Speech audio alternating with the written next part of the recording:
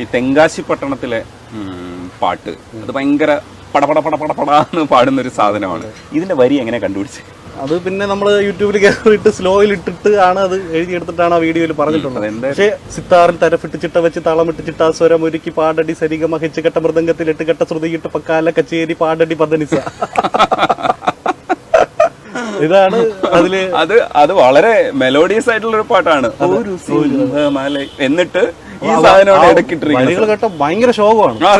പെട്ടു ഒരു സിംഹമലയും കാട്ടി വഴിയേറിയാതെ വന്നു ചേർന്ന് മാൻപിടാവെന്നൊക്കെ പറഞ്ഞിട്ടുള്ളതാണ് വരികൾ. പക്ഷെ പാട്ട് ഭയങ്കര അടിച്ചുപൊളി മൂഡിലുള്ള പാട്ടാണ്. അതുപോലെ തന്നെ അതിലെ കടമിഴിയിൽ കമലതളം, അതും ആ വരികൾ കടമിഴിയിൽ കമലതളം കണ്ണിന്റെ താമരയുടെ ഇതുപോലെ അങ്ങനെ പറഞ്ഞിട്ട് വർണ്ണിച്ചിട്ട് എഴുതിയ വരികളാണ്. പക്ഷെ ആ പാട്ടെന്ന് പറഞ്ഞാൽ ഭയങ്കര അടിച്ചുപൊളി പാട്ടാണ്. ഈ അടുത്ത് ബിജിപാലിന്റെ അടുത്ത് സംസാരിക്കുന്ന സമയത്താണ് പുള്ളിയുടെ തത്തിന്തക തെയ്തോം, അതായത് അറബിക്കഥയിലെ തത്തിന്തക തെയ്തോം തത്തിന്തക തെയ്തോം ചങ്കില് കേൾക്കണ മണ്ണിന്റെ താളം, ഇത് സത്യത്തിൽ ബിജിപാല് തന്നെ എഴുതിയതാണ്. ശരി, എനിക്ക് അടുത്ത കണ്ടന്റായി. ശരിക്കും പറഞ്ഞാൽ ഞാൻ വേറെ കാര്യം പറഞ്ഞു, ചേട്ടന്റെ ഇന്റർവ്യൂസ് ഒക്കെ കണ്ടിട്ട് അതിൽ വരുന്ന പല സാധനങ്ങളും ഞാൻ എടുത്തിട്ട് ഇൻസ്റ്റാഗ്രാമിൽ അടിക്കാറുണ്ട്. നമസ്കാരം, നന്ദി. അതല്ല, ആ പാട്ടിനെ കുറിച്ച് സംസാരിക്കുന്ന സമയത്താണ് പുള്ളി പറയുന്നത് ഇത് എഴുതിയിട്ട് പോയതിന് ശേഷമാണ് ഈ സാധനം വേണമെന്ന് ഒരു നിശ്ചയം വരുന്നത്. ആ സമയത്ത് ഒരു ഡമ്മി ഇട്ടതാണ്. അപ്പോൾ ഡമ്മി ഇട്ടിട്ട് ലാൽ ജോസിനോട് പറയുന്ന സമയത്ത് ലാൽ ജോസ് പറഞ്ഞു, അല്ല ഇത് ഡമ്മിയാക്കണ്ട, ഇതങ്ങനെ ഒറിജിനൽ ആക്കിക്കോ എന്നാണ് വന്നതെന്ന് പറഞ്ഞു. ഇതേപോലെ മ്യൂസിക് ഡയറക്ടേഴ്സ് എഴുത്തുകാരാവുന്നതും ഒക്കെ ആയിട്ടുള്ള സംഭവങ്ങളുണ്ട്. അത് പറഞ്ഞു കേട്ടിട്ടുണ്ട് ദിവ. ഈ ഡമ്മി എഴുതുന്ന കാര്യം പറയുമ്പോഴാണ് എനിക്ക് വേറൊരു കാര്യം ഓർമ്മ വന്നത്. ഈ കാബൂളിവാല നാടോടി, ആ സാധനം ശരിക്കും ബിച്ചു തിരുമല ആ ട്യൂണ് കേട്ടിട്ട് വെറുതെ ഡമ്മി എഴുതിയാണ്. കാബൂളിവാല നാടോടി കാടാറു മാസം സഞ്ചാരി. പക്ഷെ പിന്നീട് പുള്ളി തന്നെ വിചാരിച്ചിട്ട് അത് മാറ്റി എഴുതാനോ അതിനേക്കാളും നല്ലൊരു ലിറിക്ക് എഴുതാനോ പറ്റുന്നില്ല. അപ്പോൾ എന്തിനാ മാറ്റുന്നത്, ഇത് തന്നെ മതി എന്ന് പറഞ്ഞിട്ട് സിദ്ദിഖ് ലാൽമാർ ഫിക്സ് ചെയ്തതാണെന്ന് സിദ്ദിഖ് പറഞ്ഞ് കേട്ടതാണിത്.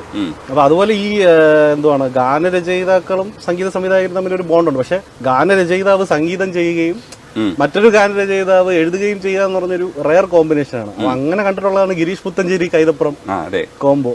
ഈ കമലിന്റെ അതെ അതെ അതെ കമലിന്റെ പടത്തിൽ കൈക്കുടന്ന നിലാവ്, അതിലെ മലയണ്ണാർ കണ്ണൻ ഇനിയും പരിഭവം എഴുതി, അതൊക്കെ ആ ഗിരീഷ് പുത്തഞ്ചേരി എഴുതി കൈതപ്പുറം സംഗീതം നൽകിയതാണ്. അപ്പൊ അതിനെപ്പറ്റി കമൽ സാർ പറയുന്നുണ്ട്. കാരണം ഇവർ രണ്ടുപേരും ഈഗോയുടെ അറ്റത്തുള്ളവരാണെന്നാണ് പുള്ളി പറയുന്നത്. അപ്പം ഇങ്ങനൊരു കോംബോ വർക്ക് ചെയ്യാൻ പറ്റുമോ എന്ന് തന്നെ പുള്ളിക്ക് സംശയം ഉണ്ടായിരുന്നു. അപ്പൊ പുള്ളി ആദ്യം കൈതപ്പുറത്തിനെ വിളിച്ച് ചോദിച്ചു, ഇങ്ങനെയാണ് പടമുണ്ട്. അപ്പൊ പുള്ളി സ്വാഭാവികമായിട്ടും പാട്ട് എഴുതാനാണെന്ന് വിചാരിച്ചു. അപ്പോൾ പാട്ട് എഴുതാനല്ല സംഗീതം ചെയ്യാനാണെന്ന് പറഞ്ഞു. ഓക്കെ, സംഗീതം ചെയ്യാം. അപ്പം പറഞ്ഞു വരികൾ നിങ്ങളല്ല എഴുതുന്നത്. അപ്പൊ ഞാനല്ല എഴുതുന്നത്, പിന്നെ ആരാ എഴുതുന്നത്? അത് ഗിരീഷാണ് വരികൾ എഴുതുന്നത്, തിരുമേനി സംഗീതം ചെയ്യണം, അതിന് ഓക്കെ ആണോ എന്ന് ചോദിച്ചു. എനിക്കെന്താ പ്രശ്നം, പുള്ളിക്കാരനൊക്കെ ആണെങ്കിൽ എനിക്ക് ഓക്കെ ആണ് എന്ന് പുള്ളി പറഞ്ഞു. അപ്പൊ പുള്ളി നേരെ ഗിരീഷ് പുത്തഞ്ചേരി വിളിച്ചു. ഗിരീഷ് പുത്തഞ്ചേരി വിളിച്ചിട്ട് പറഞ്ഞു ഇങ്ങനെ പാട്ട് എഴുതണം, കൈതപ്പുറമാണ് മ്യൂസിക് ചെയ്യുന്നത്. പറഞ്ഞു, ഓ അപ്പൊ അതിന് പുള്ളി തന്നെ എഴുതൂല? പറഞ്ഞു, ഇല്ല ഗിരീഷ് എഴുതണം എന്ന് പറഞ്ഞു.